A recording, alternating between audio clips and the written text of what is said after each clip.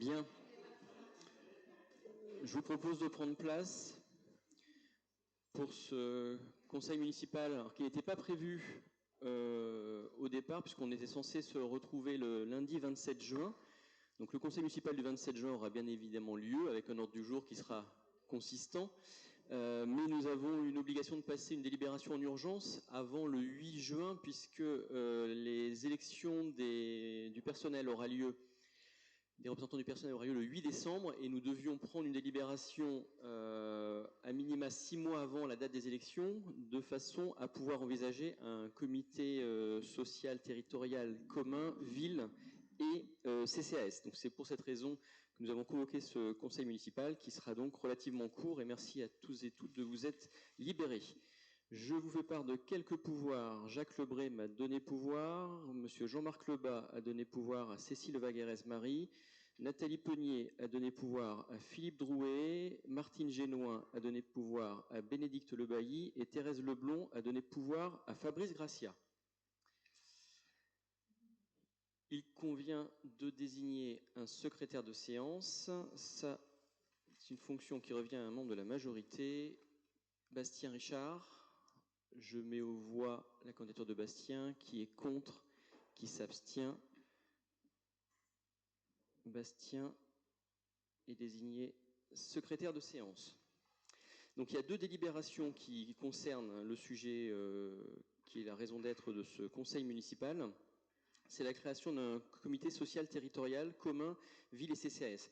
Vous savez que la législation a changé et auparavant nous avions deux instances, le comité technique et le CHSCT, pour gérer l'ensemble des problématiques liées aux ressources humaines, d'une part pour le CT, et puis tout ce qui est concerné l'hygiène et la sécurité via le CHSCT. Et historiquement, la ville de Falaise avait toujours mis en place un CT commun pour les agents qui relèvent de la ville et les agents qui relèvent du CCAS. Et la même chose pour le CHSCT. La nouvelle instance qui a été créée et qui se substitue aux deux précédentes s'appelle désormais le comité social territorial. Donc c'est le même principe, hein, c'est une instance consultative qui traite des questions d'ordre collectif qui concernent l'ensemble des personnels. Le CST est obligatoire. Il est créé dans toutes les collectivités ou établissements ou regroupements qui emploient au moins 50 agents. Donc, comme nous sommes à 215 lorsqu'on additionne les agents du CCAS et les agents de la collectivité, nous avons une obligation de mettre en place cette instance qui fonctionne relativement bien sur la ville, notamment cette partie double appartenance. Donc nous avons la possibilité, c'est pour ça qu'il nous fallait prendre cette délibération, nous avons la possibilité de faire qu'une seule instance si le conseil municipal et le CCAS le décident. Donc je vais vous proposer de avoir un CST commun ville-CCAS et dans une demi-heure, Gwenaël, dans le cadre du CA du CCAS, si le quorum est atteint, et on espère qu'il le sera, eh bien, prendra la même délibération, et ce qui nous permettra de créer un seul CST à l'occasion des élections professionnelles qui auront lieu le 8 décembre prochain. Le comité technique a émis un avis favorable, hein, puisque c'est la reconduction un petit peu de ce qui existe actuellement. Et donc, je vous lis la délibération. Considérant l'intérêt de disposer d'un comité social territorial commun, compétent pour l'ensemble des agents de la ville et du CCAS de Falaise, considérant que les effectifs d'agents titulaires, stagiaires, contractuels de droit public, contractuels de droit privé au 1er janvier 2022, ville 186 agents, CCAS 29 agents, permettent la création d'un comité social territorial commun, je vous propose la création d'un comité social territorial commun compétent pour les agents de la ville et du CCAS. Est-ce qu'il y a des questions ou des remarques? Non. Je mets aux voix. Qui est contre? Qui s'abstient? Je vous remercie. La deuxième délibération fixe le nombre de représentants du personnel au sein du comité social territorial commun ville et CCAS et à la commission spécialisée en matière de santé, de sécurité et de conditions de travail. Donc vous avez vu dans la délibération, on vous a expliqué un petit peu le fonctionnement de cette instance. Comme le CT, historiquement, il est composé de deux collèges, un collège des représentants de l'autorité territoriale ou de l'établissement public concernant le CCAS, et un collège représentant du personnel. Les représentants titulaires sont en nombre égal à celui des représentants suppléants. Et l'exigence de paritarisme numérique entre les deux collèges n'est pas obligatoire, c'est-à-dire que la ville pourrait déroger. Comme vous avez pu le voir dans la délibération, en accord avec les partenaires sociaux, nous souhaitons continuer pour avoir un paritarisme identique, c'est-à-dire autant de représentants de la collectivité, donc les employeurs, que de représentants des agents. Le nombre, puisque tout est organisé en fonction du code, c'est les effectifs au 1er janvier 2022 qui font foi. Nous étions donc à 215, donc nous faisons partie de la tranche 200 à 1000 agents, et donc nous devons désigner entre 4 et 6 représentants dans les différents collèges. Les représentants des collectivités et établissements, les membres des CST représentant les collectivités et établissements publics forment, avec le président du comité, le collège et représentants des collectivités et établissements publics. Les CST sont présidés par l'autorité territoriale ou son représentant, qui ne peut être qu'un élu local. Sur ce point-là, là non plus, il n'y a pas de changement par rapport à l'ancien comité technique que nous connaissons actuellement. Le ou les membres du CST sont désignés par l'autorité investie du pouvoir de nomination parmi les membres de l'organe délibérant, les agents de la collectivité ou d'établissement public. Le président est désigné parmi les membres de l'organe délibérant. Les représentants du personnel et des collectivités ne sont plus nécessairement désignés en nombre égal, ça je vous l'ai signalé tout à l'heure, mais malgré tout, nous allons vous proposer de rester sur ce paritarisme.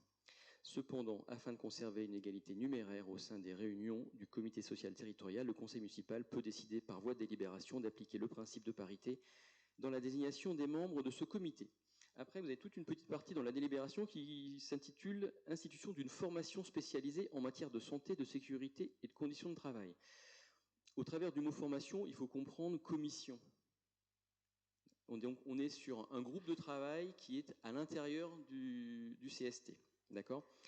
La commission, donc si je la nomme comme ça, spécialisée en matière de santé, de sécurité et de conditions de travail, est située dans chaque collectivité ou établissement public employant au moins 200 agents. Et là, on retrouve le même fonctionnement que l'on avait jusqu'à présent, sauf qu'au lieu d'avoir un CHSCT qui est séparé, la commission santé, hygiène se situe à l'intérieur du nouveau CST. Malgré tout, il n'y a pas obligation pour les représentants du personnel comme pour la collectivité territoriale de désigner les mêmes personnes. On peut très bien imaginer que des personnes autres que des représentants siégeant au CST puissent siéger à la commission spécialisée santé-sécurité. Et dernier point qui peut être important pour tous les représentants, sur la partie hygiène, santé, sécurité, on peut envisager, s'il y a un accord, d'avoir 2 suppléants par titulaire. Voilà. Donc concernant l'organisation de notre futur CST, je vous propose de fixer le nombre de représentants du personnel titulaire au sein du CST commun à 5, de fixer le nombre de représentants de la collectivité titulaire au sein du CST commun à 5, d'autoriser le recueil de l'avis des représentants de la collectivité, d'instituer une formation spécialisée en matière de santé, sécurité et de conditions de travail au sein du CST commun, de fixer le nombre de représentants du personnel titulaire au sein de la formation spécialisée à 5, de fixer le nombre de représentants de la collectivité titulaire au sein de la formation spécialisée à 5 et d'autoriser le recueil de l'avis des représentants de la collectivité. Voilà, là aussi sur ce point, il y a eu des discussions lors du dernier CT qui s'est exprimé à l'unanimité sur cette organisation. Est-ce qu'il y a des questions sur cette délibération? S'il n'y en a pas, je la mets aux voix. Qui est contre? Qui s'abstient? Elle est validée. Je vous remercie. L'ordre du jour est épuisé. Je vous propose d'aborder les questions diverses. J'ai 2 informations pour ma part. La première, donc le prochain conseil municipal sera bien le 27 juin, avec une plénière à 18h. On vous communiquera.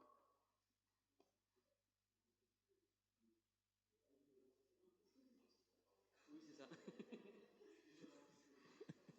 Alors, celui d'après sera le 19 septembre. Mais là, on est bien le 27 juin.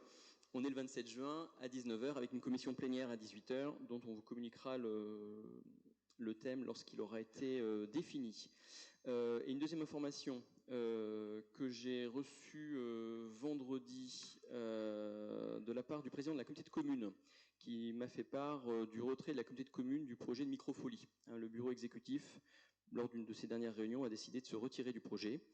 Vous savez que c'est ce projet de musée numérique que nous avions envisagé avec la CDC d'installer dans les locaux du musée Lemaître, au niveau de l'espace muséal. Donc nous avions commencé à travailler sur ce sujet dont nous avions d'une part un accord sur le lieu, un accord sur la maîtrise d'ouvrage et la maîtrise d'œuvre. Et la CDC m'a fait part de leur souhait de ne plus participer à ce projet.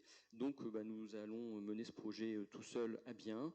Il y aura peut-être besoin d'une délibération complémentaire à l'occasion d'une DM pour boucler le financement, puisque automatiquement il nous manquera la part communautaire. Mais nous avançons sur ce projet. Voilà, dont l'objectif était une ouverture septembre, octobre. Voilà, après à la rentrée. Voilà. Est-ce qu'il y a des questions? Non, je vous remercie. La séance est levée.